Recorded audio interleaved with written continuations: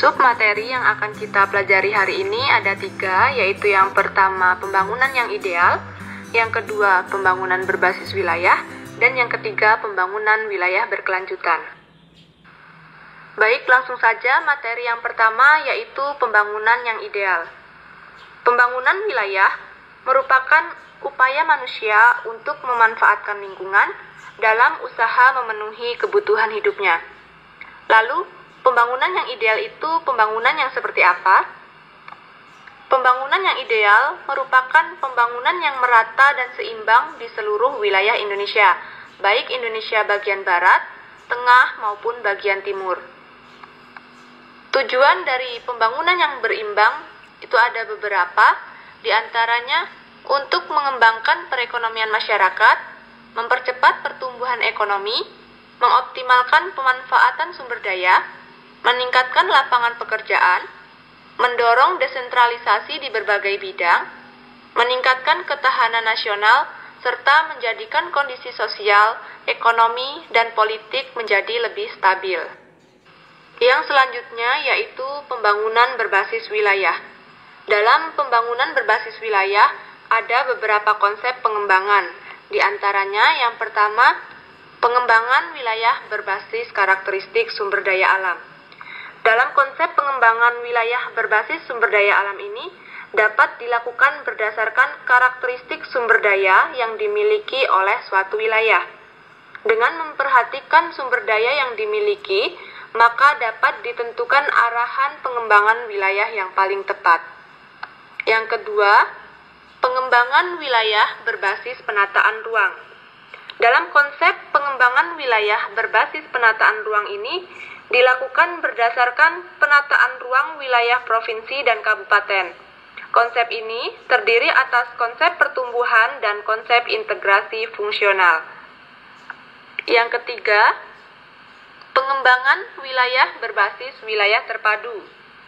Dalam pengembangan wilayah terpadu ini terjadi karena adanya penekanan kerjasama antar sektor, supaya kesejahteraan penduduk semakin meningkat dan dapat menanggulangi kemiskinan di wilayah tertinggal. Lalu yang selanjutnya, pengembangan wilayah berbasis klaster. Pengembangan wilayah berbasis klaster merupakan konsentrasi dari sekelompok unit-unit usaha dan lembaga yang bersaing, bekerja sama, dan saling tergantung serta terkonsentrasi di suatu wilayah. Pada umumnya, wilayah pengembangan berbasis klaster ini mengutamakan kegiatan industri sebagai penggeraknya. Yang ketiga yaitu pembangunan wilayah berkelanjutan. Pembangunan berkelanjutan merupakan suatu proses pembangunan yang memanfaatkan sumber daya alam tanpa mengurangi kemampuannya untuk memenuhi kebutuhan hidup di masa depan. Jadi, konsep dalam pembangunan berkelanjutan ini kita melakukan pembangunan, tetapi tetap menjaga kelestarian ekosistem agar masih bisa digunakan di masa yang akan datang. Ada 3 indikator yang dapat digunakan untuk mengetahui apakah suatu pembangunan berkelanjutan itu berhasil atau tidak. Yang pertama, yaitu keberlanjutan ekologis. Keberlanjutan ekologis ini maksudnya bahwa setiap pembangunan yang dilakukan tidak boleh melewati batas ambang kemampuan lingkungan. Jadi, kelestarian ekosistem harus tetap terjaga dengan baik selama proses memanfaatkan lingkungan masih berjalan. Yang kedua, keberlanjutan di bidang ekonomi. Pembangunan dikatakan berhasil apabila tingkat efisiensi besar, pertumbuhan ekonomi baik, ekonomi stabil, dan lingkungan tetap terjaga. Yang ketiga, keberlanjutan sosial dan budaya. Tujuan utama pembangunan berkelanjutan adalah untuk mengentaskan kemiskinan, meningkatkan pendapatan masyarakat, membuka kesempatan kerja, dan lain sebagainya. Apabila pembangunan berkelanjutan dapat dilakukan dengan baik, maka kesejahteraan sosial masyarakat pun akan meningkat. Kamu juga harus memahami tentang tata ruang wilayah. Coba kamu bayangkan, jika ada suatu kota yang dulunya masih berantakan, lalu suatu saat kota tersebut dirubah oleh pemerintah menjadi kota yang banyak bangunan tinggi.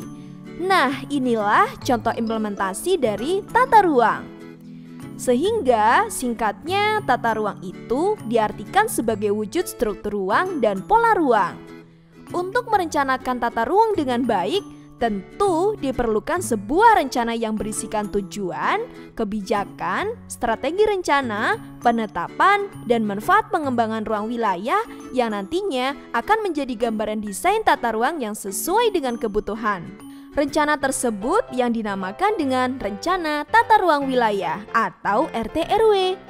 Menurut Undang-Undang Nomor 26 Tahun 2007, perencanaan tata ruang di Indonesia dilakukan berdasarkan 5 klasifikasi tata ruang. Di antaranya ada sistem, fungsi utama kawasan, wilayah administratif, kegiatan kawasan, dan nilai strategis kawasan. Oke, sekian dulu pembahasan mengenai konsep wilayah dan tata ruangnya kali ini ya. Semoga bermanfaat. Sampai jumpa.